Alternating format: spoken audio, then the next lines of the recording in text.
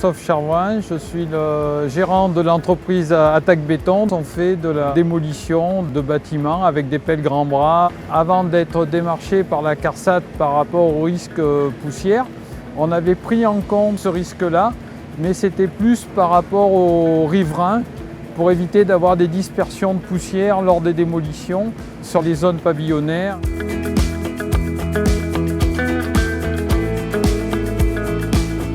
Déjà, quand on faisait du curage intérieur, je m'étais rendu compte, moi, en passant sur les chantiers, qu'il y avait de la poussière. Donc, on avait équipé les gens avec des tenues Tyvek, des tenues papier et des masques poussière P1, P2. Le fait d'être rentré dans le cycle avec la CARSAT nous a obligés à réfléchir, plutôt que de protéger les gars, à essayer aussi de rabattre les poussières en amont.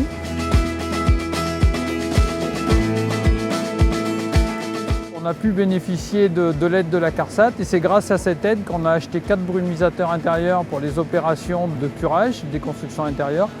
Et donc le brumisateur extérieur est complètement télécommandé depuis la cabine de la pelle. C'est le conducteur d'engin qui l'oriente suivant les besoins, l'avancement de la démolition. L'avantage, c'est de pouvoir le régler en hauteur, à distance. Quand on démolit chaque étage, on règle le brumisateur en fonction des démolitions. C'est un confort qu'on a d'éviter de monter et descendre de la pelle.